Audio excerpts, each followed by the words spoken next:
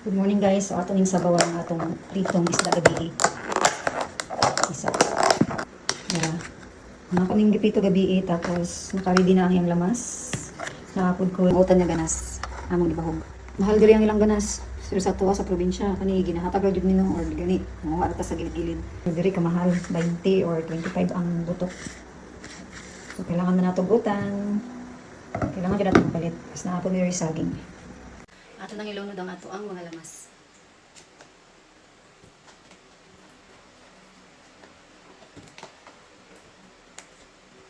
Dili pwede nga dili butang ang ceiling green.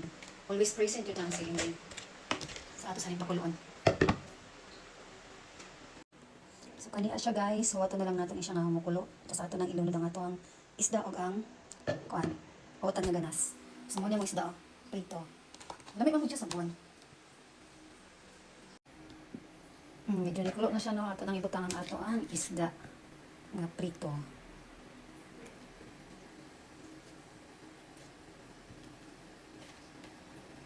Hinahinad ako sa akong kamot ha. Limpyo niya akong gamot guys. May kamot na lang ako. Ato sa takluban. 2 minutes ako nang ilunod ang atong ganas. Guys, ato nang ilunod ang ganas. Kaya nagbuka na siya. Ang ilunod ang ganas. Hindi lang ko yun. Puno.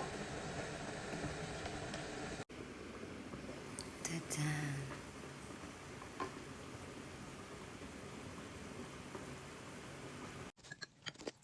Ayan siya.